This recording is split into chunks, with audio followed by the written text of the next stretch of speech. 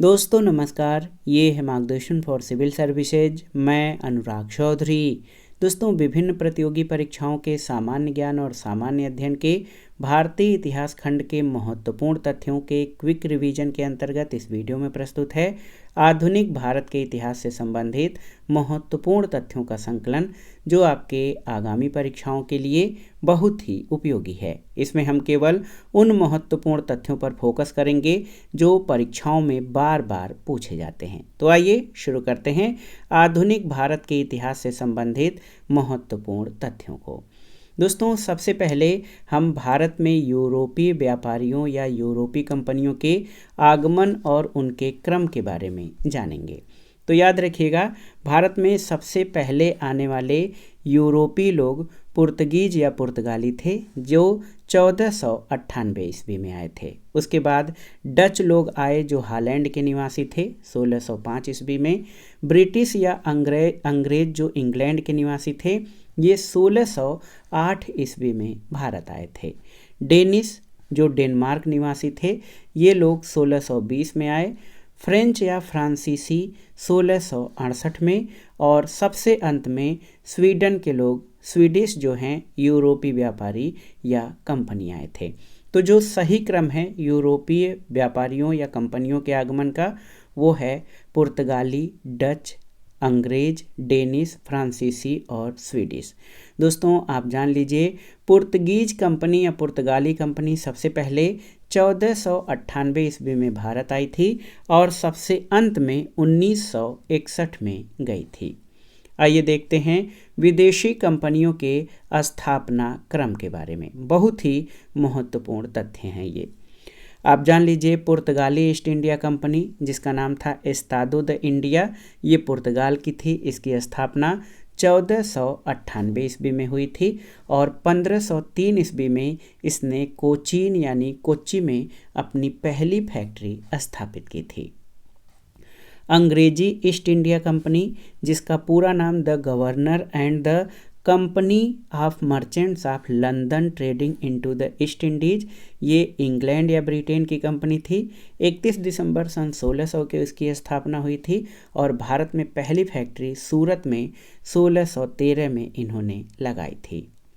Dutch east India company, जो वेरेनिगदे ओस्टे इंडिशे company थी, ये हॉलैंड की थी, जिसका वर्तमान नाम नीदरलैंड है। 1602 ईस्वी में इसकी स्थापना हुई थी और डच ईस्ट इंडिया कंपनी ने सबसे पहली व्यापारिक फैक्ट्री भारत में मसूलीपट्टनम में 1620 में इसने स्थापित किया था। Danish east India company Denmark की थी। 1616 ईस्वी में इसकी स्थापना हुई थी और भारत में पहली factory Danish east India company ने 1620 में ट्रंकोबार या त्रावणकोर में स्थापित की थी। फ्रांसीसी ईस्ट इंडिया कंपनी यानी कंपनी देश इंडेस ओरिएंटलेस, ये फ्रांस की थी। 1664 में इसकी स्थापना हुई और फ्रांसीसी कंपनी की पहली व्यापारिक फैक्ट्री 1668 में सूरत में स्थापित हुई थी। Swedish east India company Sweden की थी और सबसे लास्ट में देखिए 1731 ईस्वी में इसकी स्थापना हुई थी और इन्होंने चीन में अपना पहला केंद्र बनाया था। तो भारत आने वाले यूरोपीय व्यापारियों के बारे में थोड़ा सा जान लेते हैं। पुर्तगाली, तो दोस्तों पहले पुर्तगाली और प्रथम यूरोपीय यात्री वास्को डी गामा मई 1498 में अहमद इब्न मजीद नामक गुजराती पथ प्रदर्शक की सहायता से कालीकट यानी केरल नामक बंदरगाह पर पहुंचा था। 1505 में फ्रांसिस्को डी अल्मीडा भारत में प्रथम पुर्तगाली वायसराय बनकर आया और 1510 में अल्बुकर्क ने बीजापुर के शासक यूसुफ आदिल शाह से गोवा छीन लिया था। अब आइए फ्रांसीसियों के बारे में जानते हैं। दोस्तों, 1664 ईस्वी में फ्रांसीसी कंपनी की स्थापना मंत्री काल्बर्ट के प्रयासों से फ्रांस के सम्राट लुई 14वां के शासनकाल में हुई थी। फ्रेंच ईस्ट इंडिया कंपनी को कंपनी देश इंडेस ओरिएंटलेस नाम से जाना गया और फ्रांसीसियों का पहला फ्रांसीसी गवर्नर, याद रखिएगा, फ्रैंको मार्टिन था। 1673 में फ्रांसीसी कंपनी के गवर्नर फ्रैंक मार्टिन ने वेलिकोंडपुरम के सूबेदार शेर खान लोदी से पुडुचेरी नामक एक गांव प्राप्त किया, जिसे बाद में पांडिचेरी कहा गया। वांडीवाश का महत्वपूर्ण युद्ध 1760 में हुआ था। इसमें अंग्रेज सेनापति जनरल आयरकूट ने फ्रांसीसियों को पराजित किया था। तो ये था वांडीवाश का युद्ध। दोस्तों, कर्नाटक युद्ध अंग्रेज और फ्रांसीसियों के मध्य लड़ा गया था। अंग्रेजों के बारे में जानते हैं तो 1599 में स्थल मार्ग से आने वाला पहला अंग्रेज जॉन मिल्डन हॉल था। याद रखिएगा, 1599 में स्थल मार्ग से भारत आने वाला पहला अंग्रेज जॉन मिल्डन हॉल था। और 31 दिसंबर सन 1600 में ब्रिटेन की महारानी एलिजाबेथ प्रथम ने the governor and company of merchant of London trading into the east Indies को पूर्व से व्यापार के लिए 15 वर्षों के लिए व्यापारिक अधिकार दिया और 1609 में जेम्स प्रथम ने इसे अनिश्चित काल के लिए बढ़ा दिया था। 1608 में ब्रिटेन के राजा जेम्स प्रथम के दूत के रूप में कैप्टन हॉकिंस सम्राट अकबर के नाम पत्र लेकर जहांगीर के दरबार आगरा पहुंचा था। और दोस्तों, 1615 में टॉमस रो ब्रिटेन के राजदूत के रूप में जहांगीर के दरबार में पहुंचा था। 1661 ईस्वी में इंग्लैंड के सम्राट चार्ल्स द्वितीय का विवाह पुर्तगाली राजकुमारी कैथरीन से हुआ और उसके फलस्वरूप चार्ल्स को बम्बई उपहार में प्राप्त हुआ था। ईस्ट इंडिया कंपनी ने 1668 में 10 पाउंड प्रति वर्ष के किराए पर चार्ल्स द्वितीय से बम्बई को प्राप्त किया था। अब आइए कुछ महत्वपूर्ण युद्धों के बारे में जान लेते हैं जो परीक्षाओं के लिए बहुत ही इम्पॉर्टेंट हैं। यहाँ पर आप देख सकते हैं प्लासी का युद्ध। दोस्तों, प्लासी का युद्ध जो है भारत में ब्रिटिशों की सत्ता को जो है शुरुआत करने में बहुत ही महत्वपूर्ण रहा। प्लासी का युद्ध 23 जून 1757 को हुआ था बंगाल के नवाब सिराजुद्दौला और अंग्रेजों के बीच। इसमें अंग्रेज सेनापति रॉबर्ट क्लाइव था। इसका परिणाम तो प्लासी के युद्ध में अंग्रेज विजयी हुए और इसी युद्ध से भारत में ब्रिटिश साम्राज्य की नींव रखी गई। बक्सर का युद्ध दोस्तों ये 22 अक्टूबर 1764 को हुआ था। ये बंगाल के नवाब मीर कासिम, अवध के नवाब शुजाउद्दौला और दिल्ली के मुगल सम्राट शाह आलम द्वितीय और अंग्रेजों के मध्य हुआ था संयुक्त सेना। इसमें बक्सर के युद्ध में अंग्रेजों का सेनापति हेक्टर मुनरो था और इस युद्ध में अंग्रेज विजयी हुए थे और बक्सर के युद्ध से अंग्रेजों के भारत में वास्तविक सत्ता स्थापित हुई थी। आगे देखिए इलाहाबाद की संधि, ये रॉबर्ट क्लाइव के द्वारा हुई थी। इलाहाबाद की 2 संधियां हुई थी। इलाहाबाद की प्रथम संधि शाह आलम द्वितीय से 12 अगस्त 1765 को हुई थी और इलाहाबाद की द्वितीय संधि शुजाउद्दौला से 16 अगस्त 1765 को हुई थी।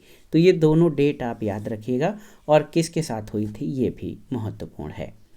कर्नाटक युद्धों के बारे में कुछ महत्वपूर्ण तथ्यों को जान लेते हैं। तो सबसे पहले तो ये जानना जरूरी है कि कर्नाटक युद्ध अंग्रेज और फ्रांसीसियों के बीच हुआ था। 3 कर्नाटक युद्ध हुए हैं। प्रथम कर्नाटक युद्ध 1746 से 1748 तक ऑस्ट्रिया के उत्तराधिकार का युद्ध था और इसका अंत जो है एक्स ला चैपेल की संधि 1748 के द्वारा हुआ और इसका परिणाम अनिर्णित था। द्वितीय कर्नाटक युद्ध 1749 से 1754 तक हुआ। ये कर्नाटक के उत्तराधिकार का युद्ध था और इसके द्वारा पांडिचेरी की संधि 1755 हुई और इसमें अंग्रेज मजबूत स्थिति में रहे थे। तृतीय कर्नाटक युद्ध 1758 से 1763 तक हुआ था और ये सप्तवर्षीय युद्ध था और औपनिवेशिक कारणों से ये हुआ था। पेरिस की संधि 1763 के द्वारा इसका अंत हुआ था और इसमें फ्रांस की पराजय हुई थी। दोस्तों, आधुनिक भारत के इतिहास में आंग्ल मैसूर युद्ध बहुत ही महत्वपूर्ण है। यहाँ से प्रश्न भी पूछा जाता है। प्रथम आंग्ल मैसूर युद्ध आप याद रखिए 1767 से 1769 में हुआ था। इस समय मैसूर का शासक हैदर अली और बंगाल का गवर्नर लॉर्ड वेरेलस्ट था और ये जो है इस प्रथम आंग्ल मैसूर युद्ध में मद्रास की संधि हुई थी 1769। दूसरा आंग्ल मैसूर युद्ध 1780 से 1784 तक चला। इस समय मैसूर का शासक हैदर अली था और बंगाल का गवर्नर वारेन हेस्टिंग्स और इस युद्ध की जो समाप्ति है मंगलौर की संधि 1784 के द्वारा हुई और इसमें हैदर अली की मृत्यु हुई थी। तृतीय आंग्ल मैसूर युद्ध 1790 से 1792 के बीच चला। मैसूर का शासक टीपू सुल्तान था और बंगाल का गवर्नर लॉर्ड कॉर्नवालिस था। और इस तृतीय आंग्ल मैसूर युद्ध में श्रीरंगपट्टनम की संधि हुई थी 1792 में। और देखिए, चतुर्थ आंग्ल मैसूर युद्ध 1799 में हुआ था। इसमें मैसूर का शासक टीपू सुल्तान और अंग्रेज़ों के बीच, अंग्रेज़ों का इसमें बेलेजली बंगाल का गवर्नर था और मैसूर की गद्दी पर अडयार वंश का एक बालक कृष्णराज बैठा। और इस समय जो है चतुर्थ आंग्ल मैसूर युद्ध में टीपू सुल्तान की मृत्यु हुई थी। आंग्ल मराठा युद्धों के बारे में जान लेते हैं। ये युद्ध भी आधुनिक भारत के इतिहास में बहुत ही महत्वपूर्ण हैं। देखिए दोस्तों, प्रथम आंग्ल मराठा युद्ध जो है ये 1775 से 1782 में हुआ और सालबाई की संधि 1782 के द्वारा इसका समापन हुआ। अंग्रेज़ों को सालसेट और एलिफेंटा द्वीप प्राप्त हुआ। माधव राव नारायण पेशवा बना और राघोबा को पेंशन दी गई। द्वितीय आंग्ल मराठा युद्ध 1803 से 1805 में हुआ था। और आप देखिए, देवगांव की संधि 17 दिसंबर 1803 को अंग्रेज़ों और भोसले के मध्य हुई थी। सुरजी अर्जन गांव की संधि 30 दिसंबर 1803 को अंग्रेज़ों और सिंधिया के मध्य हुई। और राजपुर घाट की संधि 25 दिसंबर 1805 को लॉर्ड बेलेजली के जाने के बाद जॉर्ज बार्लो द्वारा होलकर से संधि की गई थी द्वितीय मराठा युद्ध में। तृतीय आंग्ल मराठा युद्ध 1817-18 में हुआ था और पूना की संधि, ग्वालियर की संधि और मंदसौर की संधियां इसमें हुई। और आप जान लीजिए कि तृतीय आंग्ल मराठा युद्ध समस्त मराठा क्षेत्र पर ब्रिटिश सत्ता के अधीन अधिकार हो गया। पेशवा पद समाप्त कर दिया गया और बाजीराव द्वितीय को पेंशन देकर बिठूर भेज दिया गया था। अब आइए आंग्ल सिख युद्ध के बारे में जानते हैं। ये युद्ध भी बहुत ही महत्वपूर्ण रहे थे, आंग्ल सिख युद्ध। देखिए दोस्तों, प्रथम आंग्ल सिख युद्ध 1845-46 में हुआ था। दिलीप सिंह और अंग्रेज़ों के बीच। आप जान लीजिए, दलीप सिंह सिख शासक थे, इनके वजीर लाल सिंह और सेनापति तेजा सिंह थे। और प्रथम आंग्ल सिख युद्ध के समय गवर्नर जनरल लॉर्ड हार्डिंग था और इस युद्ध के द्वारा लाहौर की संधि हुई थी और अंग्रेज़ों ने दिलीप सिंह को महाराजा की पदवी दी थी। द्वितीय आंग्ल सिख युद्ध 1848-49 में, इस समय जो सिख शासक दिलीप सिंह थे, गवर्नर जनरल लॉर्ड डलहौजी था और अमृतसर की संधि के साथ ये युद्ध समाप्त हुआ। दिलीप सिंह से कोहिनूर हीरा लेकर ब्रिटिश ताज के पास भेज दिया गया था। आधुनिक भारत में गवर्नर जनरल और वायसरायों से संबंधित कई सारे प्रश्न पूछे जाते हैं। उसमें से जो महत्वपूर्ण तथ्य हैं, जो महत्वपूर्ण प्रश्न हैं, उनको हम एक सरसरी निगाह से देखेंगे। सबसे पहले जानते हैं बंगाल के प्रथम गवर्नर जनरल वारेन हेस्टिंग्स के बारे में, जिसका कार्यकाल 1773 से 1785 तक रहा। वारेन हेस्टिंग्स के शासनकाल में 1773 में रेगुलेटिंग एक्ट पास हुआ था और इसी के समय में घेरे की नीति या रिंग फेस नीति, ये वारेन हेस्टिंग्स से संबंधित है। इसी समय में कलकत्ता में सुप्रीम कोर्ट या सर्वोच्च न्यायालय की स्थापना हुई और वारेन हेस्टिंग्स के शासनकाल में प्रथम आंग्ल मराठा युद्ध 1775 से 1782, द्वितीय आंग्ल मैसूर युद्ध 1780 से 1784 और सालबाई की संधि 1782 हुई थी। वारेन हेस्टिंग्स को भारत में न्यायिक सेवा का जनक माना जाता है। अगला है लॉर्ड कॉर्नवालिस। इसका शासनकाल 1786 से 1793 तक था।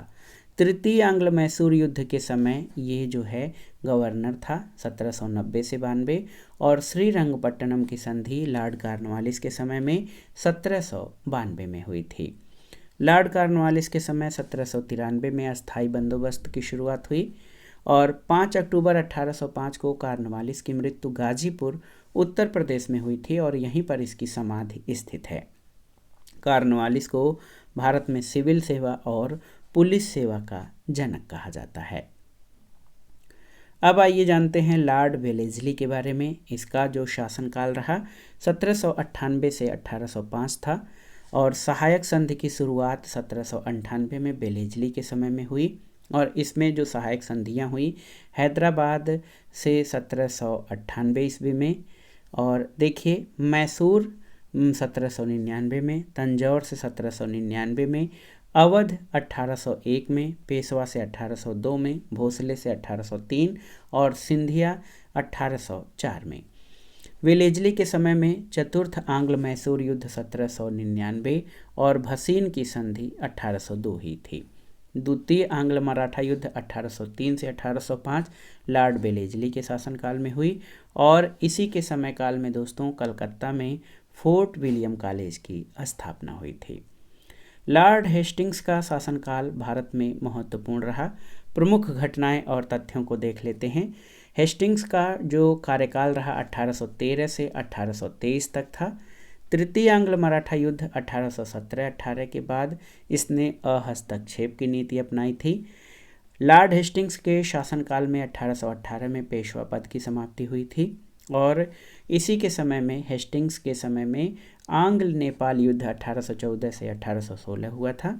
बम्बई और मद्रास में रैयतवाड़ी व्यवस्था को टॉमस मुनरो द्वारा लागू किया गया 1820 में, और अवध और उत्तर पश्चिम प्रांतों में महलवाड़ी व्यवस्था भी इसी के समय लागू की गई थी। अब आइए जानते हैं बंगाल के अंतिम गवर्नर जनरल और भारत के प्रथम governor general Lord William Bentinck के बारे में। इसका जो कार्यकाल रहा है 1828 से 1835। ये बंगाल का जो अंतिम गवर्नर जनरल था और इसे भारत का गवर्नर जनरल बनाया गया था। 1829 में इसने नियम 17 के द्वारा सती प्रथा का उन्मूलन किया। 1833 के चार्टर एक्ट द्वारा बंगाल के गवर्नर जनरल को भारत का गवर्नर जनरल बना दिया गया। तो इस तरह 1833 ईस्वी में भारत का पहला governor general Lord William Bentinck हुआ था। बेंटिक ने कर्नल स्लीमैन की सहायता से 1830 में ठगी प्रथा को समाप्त किया था, याद रखिएगा। अगला है दोस्तों लॉर्ड एलनबरो। तो लॉर्ड एलनबरो का शासनकाल 1842 से 1844 था, और इसके समय में पहला आंग्ल अफगान युद्ध समाप्त हुआ और सिंध को 1843 में पूरी तरह से ब्रिटिश साम्राज्य में मिला लिया गया। 1843 में दास प्रथा का उन्मूलन लॉर्ड एलनबरो के समय में 1843 के एक्ट 5 के द्वारा हुआ था। डलहौजी। तो दोस्तों लॉर्ड डलहौजी का शासनकाल 1848 से 1856 तक था।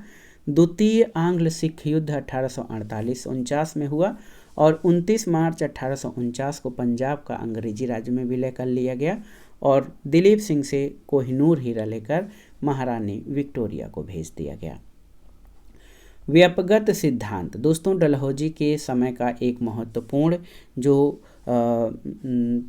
व्यापगत सिद्धांत है, इसके अंतर्गत जो विलय किए गए राज्य थे इसमें सतारा 1848 में, जैतपुर और संभलपुर 1849 में, बघाट 1850 में, उदयपुर 1852 में, झांसी 1853 में, नागपुर 1854 में और अवध 1856 में अवध पर कुशासन का आरोप लगाकर ये व्यापगत सिद्धांत के अंतर्गत ब्रिटिश साम्राज्य में विलय किया गया था। भारत में रेलवे का जनक डलहौजी को माना जाता है। 1853 में प्रथम रेलवे लाइन बम्बई से थाड़े के बीच 34 किलोमीटर पर रेल का परिचालन हुआ था, और 1854 में कलकत्ता और रानीगंज के मध्य दूसरी रेल चली थी। भारत में पहली बार पीडब्ल्यूडी या सार्वजनिक निर्माण विभाग की स्थापना डलहौजी के समय में ही हुई थी।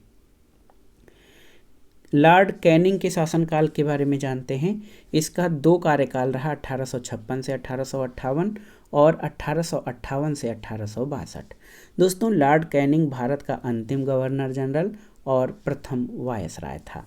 1857 का पहला स्वतंत्रता संग्राम कैनिंग के समय में हुआ, और 1857 में कलकत्ता, बम्बई और मद्रास में 3 नए विश्वविद्यालयों की स्थापना हुई। 1862 में कलकत्ता, बम्बई और मद्रास में उच्च न्यायालय की स्थापना भी कैनिंग के शासनकाल में हुई, और इसके समय में ही कंपनी के शासन का अंत हुआ 1857 की क्रांति के बाद, और मुगल सम्राट के पद को समाप्त कर दिया गया। लॉर्ड मेयो के शासनकाल पर आते हैं। 1869 से 1872। 1871 में पुरातत्व सर्वेक्षण विभाग बनाया गया, और भारत में प्रथम जनगणना लॉर्ड मेयो के शासनकाल में 1972 में हुई थी, याद रखिएगा। लॉर्ड लीटन, तो ये 1876 से 1880 तक जो है वायसराय रहा।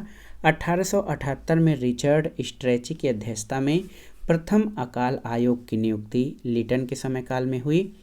वर्नाकुलर प्रेस एक्ट 1878 इसी के समय में पारित किया गया और सुरेंद्र नाथ बनर्जी ने इस अधिनियम को आकाश से होने वाला वज्रपात कहा था, याद रखिएगा। लॉर्ड लीटन के समय काल में द्वितीय आंग्ल अफगान युद्ध 1878 से 1880 हुआ और वैधानिक जनपद सेवा का गठन 1878 में किया गया था। लीटन के समय में सिविल सेवा परीक्षाओं में प्रवेश की अधिकतम आयु सीमा 21 वर्ष से घटाकर 19 वर्ष कर दी गई थी। अब आइए जानते हैं भारत के लोकप्रिय वायसराय लॉर्ड रिपन के बारे में। इसका कार्यकाल 1880 से 1884 तक था और रिपन के समय में भारत में नियमित जनगणना 1881 की शुरुआत हुई। स्थानीय स्वशासन संबंधी प्रस्ताव 1882 में पारित हुआ और इसलिए रिपन को स्थानीय स्वशासन का जनक कहा जाता है। विलियम हंटर की अध्यक्षता में 1882 में शिक्षा आयोग का गठन हुआ जो प्राथमिक शिक्षा से संबंधित है और रिपन ने वर्नाकुलर प्रेस एक्ट जो लीटन के समय में पारित हुआ था 1882 में इसको समाप्त कर दिया। 2 फरवरी 1883 को यूरोपियों के विरुद्ध भारतीय न्यायाधीशों द्वारा मुकदमे की सुनवाई के लिए प्रस्तावित इल्बर्ट बिल विवाद हुआ और ये श्वेत विद्रोह के नाम से प्रसिद्ध है जो कि लॉर्ड रिपन के समय काल में हुआ था। डफरिन के बारे में जानते हैं तो इसका कार्यकाल 1884 से 1886 था और इसके समय की सबसे महत्वपूर्ण घटना है A.O. ह्यूम के द्वारा 1885 में भारतीय राष्ट्रीय कांग्रेस की स्थापना की गई। 1887 में डफरिन के कार्यकाल में इलाहाबाद विश्वविद्यालय की स्थापना की गई। करजन, तो करजन का कार्यकाल 1899 से 1905 रहा और करजन के कार्यकाल में कई आयोग गठित किए गए। 1900 में अकाल आयोग, इसके अध्यक्ष एंटोनी मैकडोनाल्ड थे। 1901 में सिंचाई आयोग सर कॉलिन स्कॉट मानक्रीफ की अध्यक्षता में। 1901 में रेलवे आयोग गठित हुआ, टॉमस रॉबर्टसन इसके अध्यक्ष थे। 1902 में पुलिस आयोग एंड्रयू फ्रेजर की अध्यक्षता में और 1902 में विश्वविद्यालय आयोग, इसके अध्यक्ष टॉमस रैले थे। 19 जुलाई 1905 को करजन ने शिमला में बंगाल विभाजन की घोषणा की और सितंबर 1905 में ब्रिटिश सम्राट ने इसकी स्वीकृति दी थी। अगला है लॉर्ड मिंटो द्वितीय। इसका कार्यकाल 1905 से 1910 तक रहा। 1907 में सूरत अधिवेशन में कांग्रेस का विभाजन इसी के समय हुआ और मार्ले मिंटो सुधार के तहत पहली बार मुसलमानों के लिए पृथक मताधिकार और पृथक निर्वाचन क्षेत्रों की स्थापना 1909 के अधिनियम के द्वारा की गई थी। अगला वायसराय लॉर्ड हार्डिंग द्वितीय था। 1910 से 1916 इसका कार्यकाल है और दिल्ली दरबार में बंगाल विभाजन रद्द करने की घोषणा की गई हार्डिंग द्वितीय के शासनकाल में और राजधानी का कलकत्ता से दिल्ली स्थानांतरित करने की घोषणा 1911 में की गई। 1912 में दिल्ली भारत की राजधानी बनी, याद रखिएगा, उसके पहले कोलकाता थी। 23 दिसंबर 1912 को दिल्ली में लॉर्ड हार्डिंग पर बम फेंका गया। इस कांड में भाई बाल मुकुंद को फांसी की सजा हुई थी। लॉर्ड चेम्सफोर्ड 1916 से 1921 तक और 20 अगस्त 1917 के सुधारों की शुरुआत मॉन्टेग्यू चेम्सफोर्ड घोषणा के नाम से प्रसिद्ध है। लॉर्ड रीडिंग का कार्यकाल 1921 से 1926 तक था और ये भारत में एकमात्र यहूदी वायसराय था। 1922 में सबसे पहले ICS की परीक्षा लंदन और इलाहाबाद में आयोजित की गई रीडिंग के समय काल में और 1 अक्टूबर 1926 को पब्लिक सर्विस कमीशन यानी लोक सेवा आयोग की स्थापना हुई थी। लॉर्ड इरविन, तो इसका समयकाल या कार्यकाल 1926 से 1931 तक था और देसी रियासतों के संबंध में दोस्तों आप जान लीजिए कि 1927 में हार्टोग बटलर समिति की नियुक्ति हुई थी और इरविन के समय में 3 फरवरी 1928 को साइमन कमीशन भारत पहुंचा था और 5 मार्च 1931 को गांधी इरविन समझौता संपन्न हुआ था। लॉर्ड लिनलिथगो, इसका जो शासनकाल था 1936 से 1944 था। पहला प्रांतीय आम चुनाव 1936-37 में संपन्न हुआ था, जिसमें 11 प्रांतों में से 8 प्रांतों में कांग्रेस ने सरकार बनाई, 5 प्रांतों में पूर्ण बहुमत की, मुंबई में लगभग बहुमत से तथा 2 प्रांतों में गठबंधन की सरकार बनाई गई थी। लिन लिथगो के समय में 1942 में क्रिप्स मिशन भारत आया था और गांधी जी ने इसके निर्णय को पोस्ट डेटेड चेक यानी उत्तर दिनांकित चेक कहा था। 8 अगस्त 1942 को भारत छोड़ो आंदोलन अगस्त क्रांति आरंभ हुआ, जिसमें करो या मरो का नारा गांधी जी के द्वारा दिया गया था। अगला वायसराय लॉर्ड वेवेल है। 1944 से 1947 तक इसका कार्यकाल है। इसने शिक्षा सुधार के लिए 1944 में सार्जेंट योजना की घोषणा की थी। वेवेल योजना 1945 प्रस्तुत किया गया था और 20 फरवरी 1947 को ब्रिटिश प्रधानमंत्री लॉर्ड क्लीमेंट एटली ने घोषणा की कि भारत को जून 1948 तक सत्ता सौंप दी जाएगी। लॉर्ड माउंटबेटन, तो ये जो है दोस्तों आप देखिए अंतिम वायसराय था। लॉर्ड माउंटबेटन ब्रिटिश भारत का अंतिम गवर्नर जनरल और वायसराय और स्वतंत्र भारत के प्रथम गवर्नर जनरल बने। 3 जून 1947 को माउंटबेटन योजना घोषित हुई, जिसमें भारत विभाजन की रूपरेखा थी। स्वतंत्र भारत के प्रथम गवर्नर जनरल लॉर्ड माउंटबेटन नियुक्त हुए।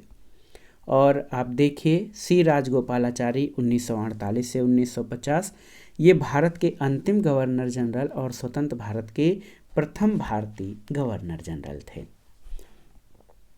दोस्तों ब्रिटिश कालीन भू राजस्व व्यवस्था बहुत ही महत्वपूर्ण है। 3 भू राजस्व प्रणालियाँ थीं, अस्थाई बंदोबस्त या जमींदारी बंदोबस्त। इसको 1793 में कॉर्नवालिस के द्वारा शुरू किया गया था। रैयतवाड़ी बंदोबस्त की शुरुआत 1820 में टॉमस मुनरो के द्वारा और महालवाड़ी की शुरुआत 1822 में हार्ट मैकेंजी के द्वारा की गई थी। अस्थाई बंदोबस्त के बारे में जान लीजिए दोस्तों कि अस्थाई बंदोबस्त जो है ऐसे एक क्रम से पढ़ते हैं। अस्थाई बंदोबस्त लॉर्ड कॉर्नवालिस के द्वारा ये बंगाल, बिहार, ओडिशा, उत्तर प्रदेश, बनारस और उत्तरी कर्नाटक में इसके अंतर्गत ब्रिटिश भारत का 19% भूभाग आता था। इसकी विशेषता क्या थी कि भूमि अधिकृत जमींदार को दी जाती थी और ब्रिटिश सरकार को राजस्व देने की जिम्मेदारी अस्थाई बंदोबस्त में जमींदार की होती थी। दोस्तों रैयतवाड़ी व्यवस्था टॉमस मुनरो के द्वारा बम्बई, मद्रास और असम में शुरू की गई। इसमें ब्रिटिश भारत का 51% भूभाग शामिल था। इसमें रैयतवाड़ी में किसान को यानी रैयत को भूमि का मालिक समझा गया। ब्रिटिश सरकार को राजस्व देने की जिम्मेदारी किसान की तय की गई थी। और आप देखिए जो हमारा महालवाड़ी बंदोबस्त था 1822 में हार्ट मैकेंजी के द्वारा शुरू किया गया था। ये उत्तर प्रदेश, मध्य प्रदेश और पंजाब में इसका विस्तार था। ब्रिटिश भारत का 30% भूभाग जो है महालवाड़ी में शामिल था। महाल जो है ये गांव को कहा जाता है, भूमि पर गांव का अधिकार था और ब्रिटिश सरकार को राजस्व देने की जिम्मेदारी गांव के मुखिया की थी। तो ये ब्रिटिश कालीन भू राजस्व व्यवस्थाएं थीं। ब्रिटिश कालीन प्रमुख समितियों से संबंधित कुछ प्रश्न आते हैं। देखिए इनाम आयोग 1852 में गठित किया गया था। इसके अध्यक्ष इनाम थे। वायसराय लॉर्ड डलहौजी था और इसका उद्देश्य भूस्वामियों की संपत्ति और उपाधियों की जांच करना था। चार्ल्स वुड डिस्पैच 1854 का है। अध्यक्ष चार्ल्स वुड थे। लॉर्ड डलहौजी इस समय वायसराय थे और वुड डिस्पैच भारत की भावी शिक्षा की रूपरेखा तैयार करना इसका उद्देश्य था। स्ट्रेची आयोग 1878 में रिचर्ड स्ट्रेची की अध्यक्षता में गठित हुआ था लॉर्ड रेटन के शासनकाल में और ये अकाल आयोग या अकाल पीड़ितों की सहायता के लिए ये गठित किया गया था। हंटर आयोग दोस्तों 1882 का है, विलियम हंटर की अध्यक्षता में लॉर्ड रिपन के जो है समयकाल में शिक्षा की प्रगति और पुनरावलोकन के लिए गठित हुआ था। हर्शेल समिति 1893 में विलियम हर्शेल की अध्यक्षता में टकसाल संबंधी सुझाव देने के लिए किया गया था और इस समय वायसराय लॉर्ड लैंसडाउन था। मैकडोनल आयोग की स्थापना सन 1900 में की गई थी। सर एंटोनी मैकडोनल की अध्यक्षता में वायसराय लॉर्ड कर्जन था और दुर्भिक्ष पर स्ट्रेची आयोग की रिपोर्ट पर अपना सुझाव देने के लिए मैकडोनल आयोग गठित किया गया था। मानक्रीक आयोग 1901 का है, सर बोल्विन स्कॉट मानक्रीक की अध्यक्षता में। ये लॉर्ड कर्जन जो है उसकी अध्यक्षता, लॉर्ड कर्जन उस समय वायसराय था। और मानक्रीक आयोग सिंचाई योजना से संबंधित है। अब आइए कुछ अन्य महत्वपूर्ण तथ्यों पर ध्यान देते हैं जो परीक्षाओं के लिए अति महत्वपूर्ण है। यहाँ पर आप देख सकते हैं फ्रेजर आयोग जो है सर डब्ल्यू फ्रेजर की अध्यक्षता में गठित हुआ था। लॉर्ड कर्जन उस समय वायसराय था। और फ्रेजर आयोग का गठन आप जान लीजिए कि ये पुलिस प्रशासन की कार्य पद्धति की जांच करना था। सैडलर आयोग 17, सैडलर 1917, माइकल सैडलर की अध्यक्षता में उस समय वायसराय लॉर्ड चेम्सफोर्ड था। और कलकत्ता विश्वविद्यालय की कार्यप्रणाली और उसके दोषों की जांच के लिए सैडलर आयोग गठित किया गया था। इसी तरह एक ब्रिटिशकालीन महत्वपूर्ण समिति बटलर समिति है 1927 में, हरकोर्ट बटलर की अध्यक्षता में गठित की गई। उस समय भारत का वायसराय लॉर्ड इरविन था और ब्रिटिश परम सत्ता और देशी राज्यों को अच्छे संबंध स्थापित करने से संबंधित था बटलर आयोग। दोस्तों, ब्रिटिशकालीन धन निष्कासन सिद्धांत या ड्रेन ऑफ वेल्थ थियरी, इसका प्रतिपादन दादा भाई नौरोजी ने किया था और इन्हें भारत के वयोवृद्ध पुरुष या grand old man of India कहा जाता था। इन्होंने 1867 में प्रकाशित इंग्लैंड डेप्ट टू इंडिया नामक लेख और poverty and un British rule in India 1901 में प्रकाशित पुस्तक के द्वारा धन निष्कासन सिद्धांत का प्रतिपादन किया। दोस्तों, धन निष्कासन सिद्धांत से अन्य विचारकों में रमेश चंद्र दत्त जो हैं महत्वपूर्ण हैं। इन्होंने इकोनॉमिक हिस्ट्री ऑफ इंडिया पुस्तक लिखी थी। अब आइए 1857 के प्रथम स्वतंत्रता संग्राम से संबंधित महत्वपूर्ण तथ्य देख लेते हैं और ये सभी प्रश्न टू द पॉइंट हैं और एग्जाम फोकस्ड मटेरियल है जो कि सीधे परीक्षाओं में यहाँ से प्रश्न बनते हैं। 1857 के विद्रोह से संबंधित जो महत्वपूर्ण तथ्य हैं, 29 मार्च 1857 को 34वीं नेटिव इन्फेंट्री बैरकपुर पश्चिम बंगाल जिला परगना के मंगल पांडे ने अपने सार्जेंट मेजर बाग की हत्या कर दी थी और मेजर सार्जेंट ह्यूसन को गोली मार दी। मंगल पांडे को 8 अप्रैल 1857 को फांसी दी गई। विद्रोह की शुरुआत 10 मई 1857 को मेरठ से हुई थी। मेरठ को क्रांति नगरी कहा जाता है। 1857 के सैनिक विद्रोह के समय भारत का गवर्नर जनरल लॉर्ड कैनिंग था। दोस्तों, 1857 के सैनिक विद्रोह के समय मुगल शासक बहादुर शाह दूती यानी बहादुर शाह जफर था। 1857 की क्रांति के प्रमुख केंद्र जान लेते हैं। दिल्ली में जो 1857 की क्रांति था उसमें भारतीय नायक या विद्रोही नेता बहादुर शाह दूती थे और इनके सेनापति जनरल बख्त खां थे। विद्रोह की तिथि दिल्ली में 11 मई 1857 थी और इस विद्रोह को दबाने वाला अंग्रेज जो सेनापति था निकलसन और हडसन थे और 20 सितंबर 1857 को दिल्ली में ये जो विद्रोह था इसको दबा दिया गया। लखनऊ में इस विद्रोह का नेतृत्व बेगम हजरत महल ने अपने अल्पवयस्क पुत्र बिरजिस कादिर के नेतृत्व में विद्रोह किया 30 मई 1857 को और यहाँ पर विद्रोह का दमन कॉलिन कैंपबेल ने किया मार्च 1858 में। झांसी में विद्रोह की नेता रानी लक्ष्मीबाई थी। 4 जून 1857 को इन्होंने विद्रोह प्रारंभ किया। झांसी में इस विद्रोह को दबाने वाला जनरल ह्यूरोज था। 17 जून 1858 को झांसी में जो ये विद्रोह था दबा दिया गया था। कानपुर में 1857 की क्रांति का नेतृत्व नाना साहब ने 5 जून 1857 से किया था। कॉलिन कैंपबेल यहाँ विद्रोह को दबाने वाला जनरल था। 6 दिसंबर 1857 को कानपुर में विद्रोह दबा दिया गया। जगदीशपुर बिहार में कुंवर सिंह ने इस विद्रोह या इस प्रथम स्वतंत्रता संग्राम का नेतृत्व 12 जून 1857 को किया और जगदीशपुर में मेजर विलियम टेलर और विंसेंट आयर ने विद्रोह को दिसंबर 1858 में दबा दिया था। फैजाबाद में मौलवी अहमदुल्ला, इन्होंने 1857 की क्रांति का नेतृत्व किया जून 1857 में और अंग्रेजी जनरल कैंपबेल के नेतृत्व में 5 जून 1858 को फैजाबाद में जो 1857 का विद्रोह था उसको दबाया गया। बरेली में विद्रोह के नेता खान बहादुर खान थे। जून 1857 में इन्होंने विद्रोह किया और कैंपबेल ने 1858 में इस विद्रोह को समाप्त कर दिया था। इलाहाबाद या प्रयागराज में लियाकत अली के नेतृत्व में जून 1857 में ये आंदोलन प्रारंभ हुआ और कर्नल नील ने 1858 में इलाहाबाद में इस विद्रोह का दमन किया था। फतेहपुर में अजीमुल्ला ने तो 1857 में और जनरल रेनार्ड ने 1858 में फतेहपुर में इस विद्रोह को दबा दिया था। दोस्तों 1857 का जो प्रथम स्वतंत्रता संग्राम है, इससे संबंधित कई पुस्तकें हैं जहां से प्रश्न पूछा जाता है। तो the Indian war of independence 1857 ये बी.डी. सावरकर की पुस्तक थी। इसमें 1857 के विद्रोह को पहली बार भारत का प्रथम स्वतंत्रता आंदोलन कहा गया। द ग्रेट रिबेलियन पुस्तक अशोक मेहता की है और सिपाही mutiny and the revolt of 1857 इसके लेखक R.G. मजूमदार हैं।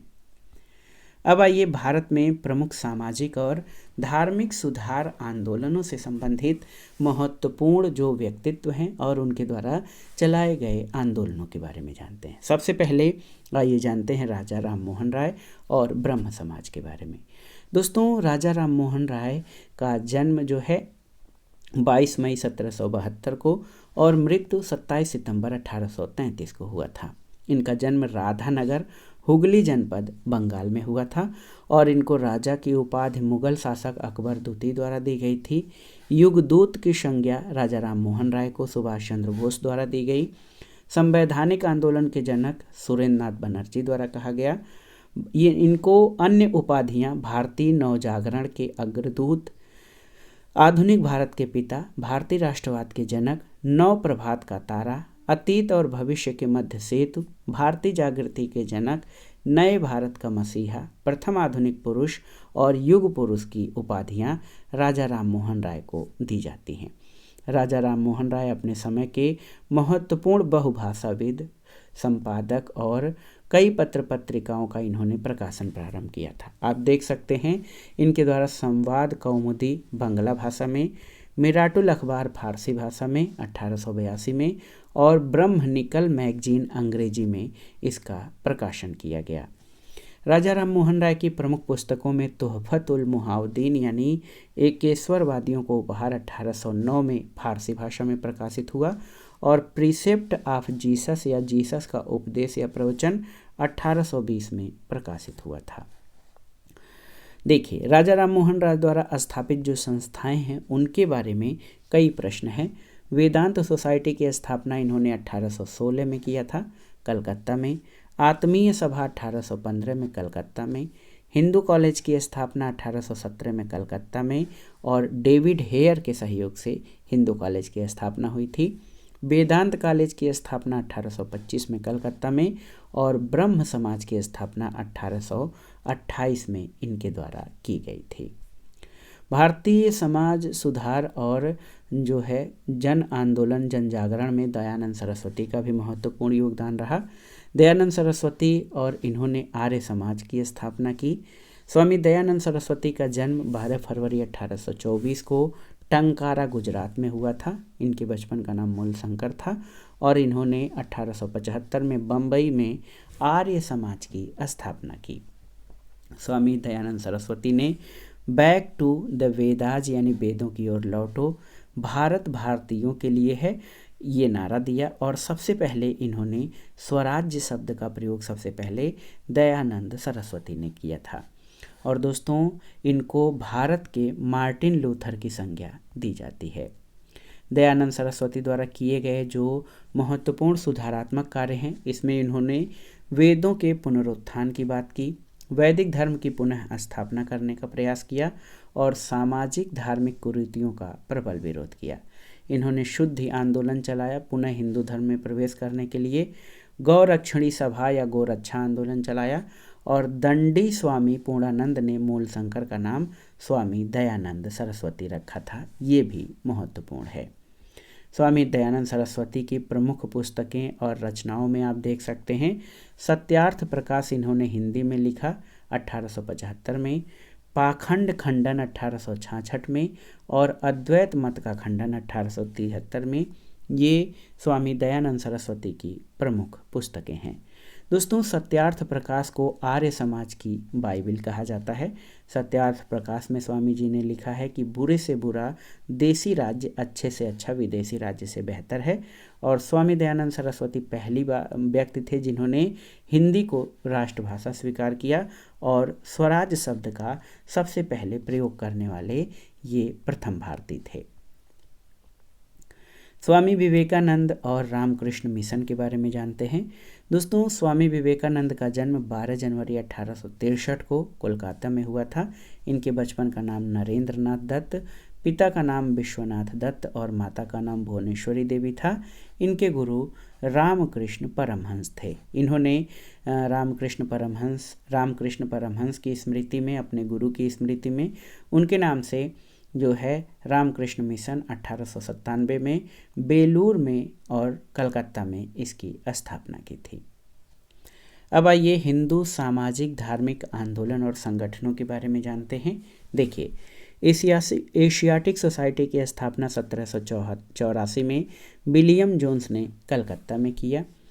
युवा बंगाल आंदोलन यानी यंग बंगाल मूवमेंट 1826 में हेनरी लुई विवियन डेरेजियो ने कलकत्ता में इसकी शुरुआत की। ब्रह्म समाज की स्थापना 1828 में राजा राम मोहन राय द्वारा कलकत्ता में की गई।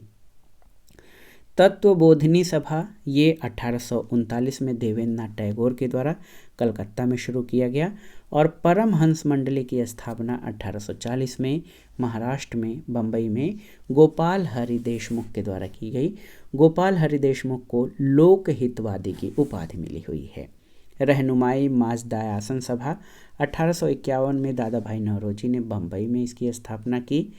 प्रार्थना समाज की स्थापना 1867 में डॉक्टर आत्माराम पांडुरंग और MG रानाडे द्वारा बम्बई में की गई। और आर्य समाज आप जानते हैं 1875 में स्वामी दयानंद सरस्वती द्वारा बम्बई में इसकी स्थापना की गई थी। एक अन्य महत्वपूर्ण देखिए थियोसोफिकल सोसाइटी है। 1875 में मैडम HP ब्लावर्स्की और कर्नल HS अलकाट द्वारा न्यूयॉर्क में थियोसोफिकल सोसाइटी की स्थापना की गई थी। दक्कन एजुकेशनल सोसाइटी 1884 में GG आगरकर के द्वारा पूना में इसकी स्थापना की गई। इंडियन नेशनल सोशल कॉन्फ्रेंस 1887 में महादेव गोविंद रानाडे द्वारा बम्बई में शुरू किया गया। देव समाज की स्थापना 1887 में शिव नारायण अग्निहोत्री द्वारा लाहौर में की गई थी। रामकृष्ण मिशन की स्थापना 1897 में स्वामी विवेकानंद द्वारा बेल्लूर में की गई। सर्वेंट ऑफ इंडिया सोसाइटी 1905 में इसकी स्थापना गोपाल कृष्ण गोखले द्वारा बम्बई में की गई। पूना सेवा सदन 1909 में श्रीमती रमाबाई रानाडे के द्वारा पूना में इसकी स्थापना की गई। सोशल सर्विस लीग 1911 में NM जोशी के द्वारा बम्बई में शुरू किया गया। सेवा समिति का गठन HN कुंजरू के द्वारा 1914 में इलाहाबाद प्रयागराज में किया गया। और हिंदू महासभा 1915 में मदन मोहन मालवीय के द्वारा हरिद्वार में इसकी स्थापना की गई थी। वीमेंस इंडियन एसोसिएशन की स्थापना 1917 में लेडी सदाशिव अय्यर के द्वारा मद्रास में और विश्व भारती की स्थापना 1921 में रविन्द्रनाथ टैगोर द्वारा कलकत्ता में की गई थी। अब आइए देख लेते हैं निम्न जाति आंदोलन और संगठनों के बारे में। दोस्तों, निम्न जाति आंदोलन और संगठन बहुत ही महत्वपूर्ण हैं। आप देखिए, यहाँ से बार बार परीक्षाओं में प्रश्न पूछे गए हैं। सत्य शोधक समाज की स्थापना 1873 में ज्योतिबा फूले द्वारा महाराष्ट्र में की गई। अरब्बीपुरम आंदोलन 1888 में श्री नारायण गुरु द्वारा अरब्बीपुरम केरल में शुरू किया गया। श्री नारायण धर्म परिपालन योगम 1903 में श्री नारायण पद्मनाभन पल्पू और कुमार आशान के द्वारा केरल में शुरू किया गया। डिप्रेस्ड क्लास मिशन 1906 में डिप्रेस्ड क्लास मिशन सोसाइटी 1906 में VR सिंधे के द्वारा बम्बई में इसकी स्थापना की गई।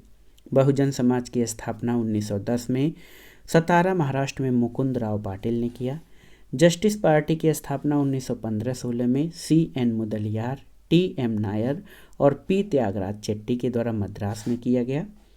और ये प्रश्न बार बार परीक्षाओं में पूछा गया है। बहिष्कृत हितकारी सभा की स्थापना 1924 में डॉक्टर भीमराव अंबेडकर के द्वारा बम्बई में की गई थी। ये प्रमुख निम्न जातीय आंदोलन रहे हैं। इसके अलावा आत्मसम्मान आंदोलन की स्थापना 1920 में ईवी रामास्वामी नायकर और बलीजा नायडू के द्वारा मद्रास में, और दोस्तों हरिजन सेवक संघ की स्थापना 1932 में महात्मा गांधी ने पूना में किया था।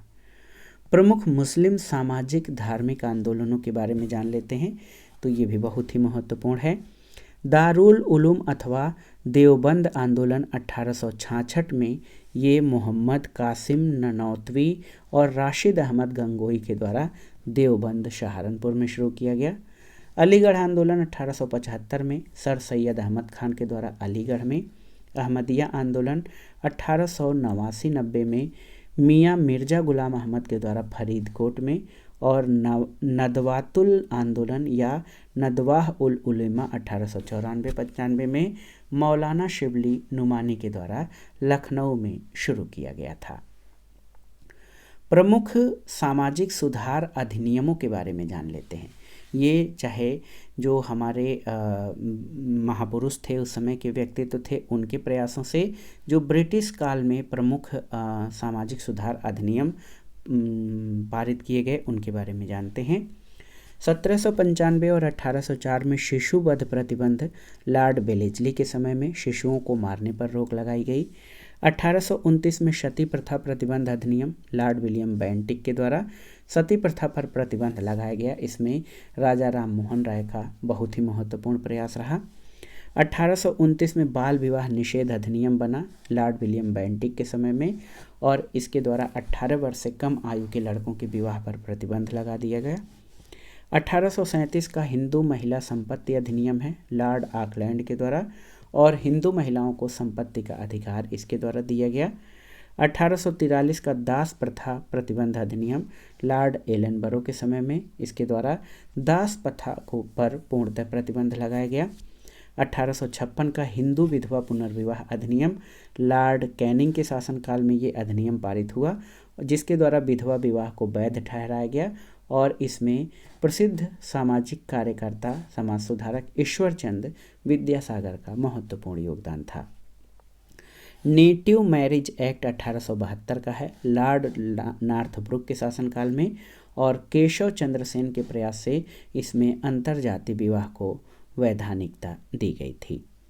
1891 में एज ऑफ कंसेंट एक्ट पारित किया गया लॉर्ड लैंसडाउन के द्वारा, और लड़की की सहमति की आयु 10 वर्ष से बढ़ाकर 12 वर्ष की गई, और इसमें प्रसिद्ध समाज सुधारक बहराम जी मालाबारी का प्रयास था।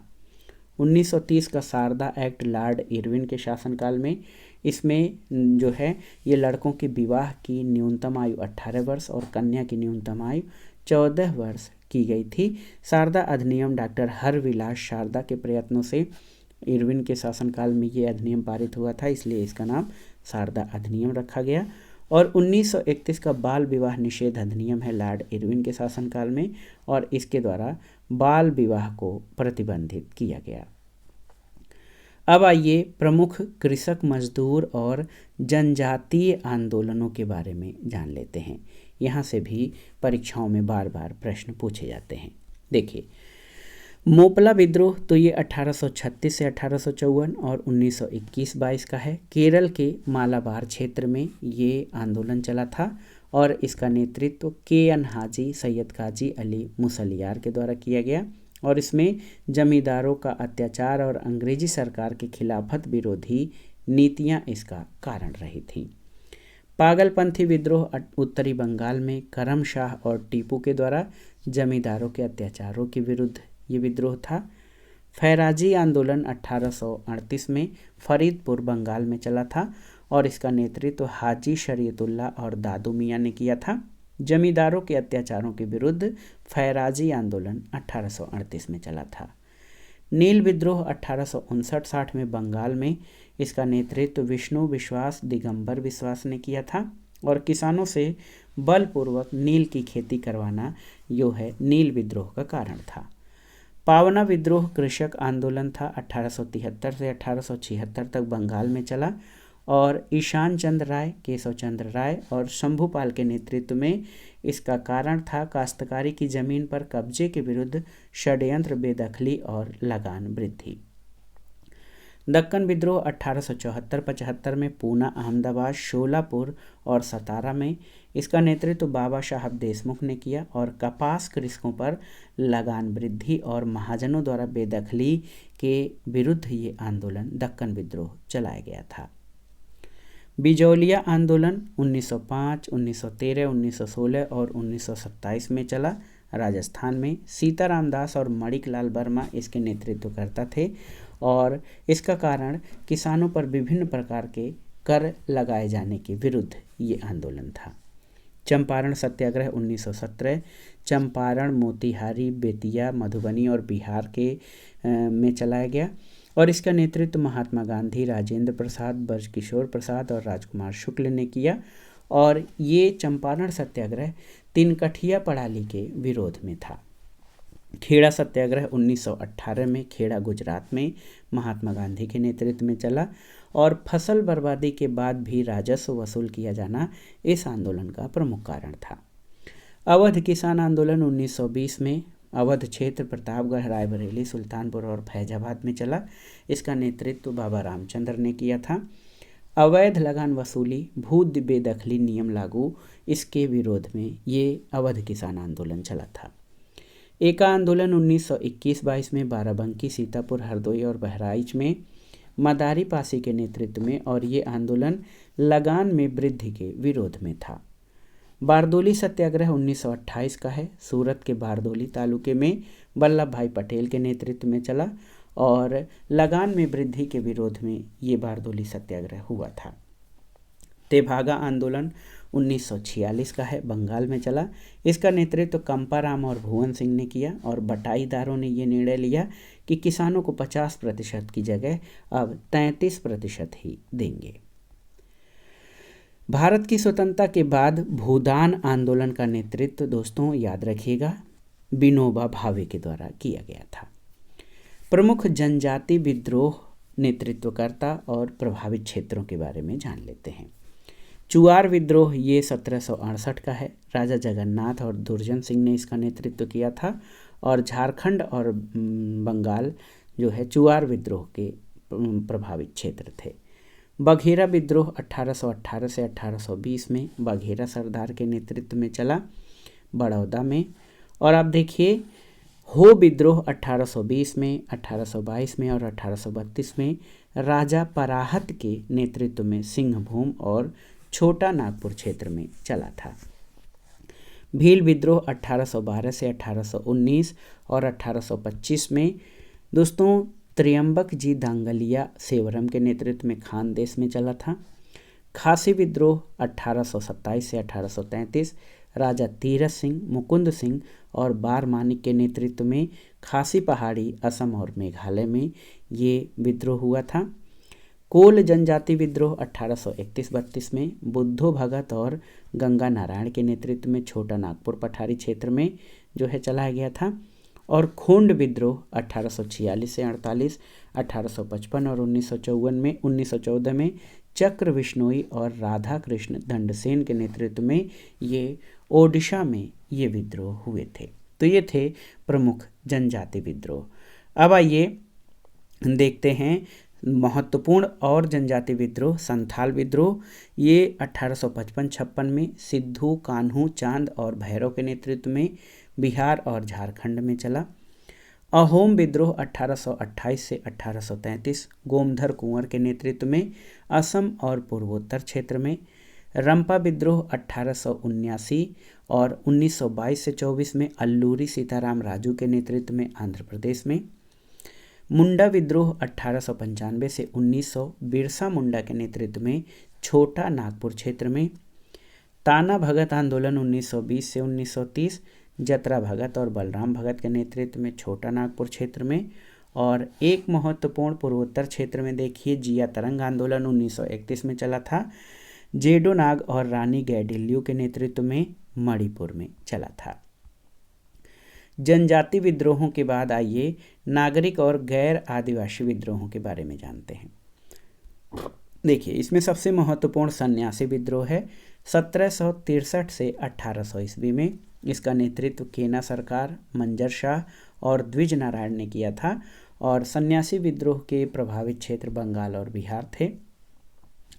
फकीर विद्रोह 1776 से 77 में मजनूम शाह, चिराग अली, भवानी पाठक और देवी चौधरानी के नेतृत्व में बंगाल में चला था। पाइक विद्रोह या पाइका विद्रोह ये 1804 से 1817 और 1817 से 1825 में खुर्दा के राजा और जगबंधु के द्वारा उड़ीसा में। रामोसी विद्रोह 1822 से 1829 और पुनः 1839 से 41 में चित्तर सिंह, उमाजी नरसिंह दत्तात्रेय के नेतृत्व में पूना और पश्चिमी घाट में रामोसी विद्रोह। कित्तूर का विद्रोह 1824 से 1829 में कित्तूर की रानी चेन्नम्मा के द्वारा धारवाड़ के निकट चलाया गया था। गडकरी विद्रोह 1844 में दोस्तों कृष्णा दाजी पंडित के द्वारा कोल्हापुर महाराष्ट्र में। फरायजी आंदोलन 1838 से 1858 शरीयतुल्लाह दादू मियाँ के नेतृत्व में बंगाल में चलाया गया। कूका विद्रोह 1840 से 1841 में भगत जवाहरलाल के नेतृत्व में पंजाब में संचालित हुआ। और देखिए पागलपंथी विद्रोह 1825 से 1833 में करम शाह और टीपू के नेतृत्व में शेरपुर पूर्वी बंगाल में संचालित हुआ। और एक और महत्वपूर्ण जो विद्रोह था किसान विद्रोह 1805 से 1809 में थम्पी विद्रोह दीवान वेलु थम्पी के नेतृत्व में त्रावणकोर केरल में संचालित हुआ था।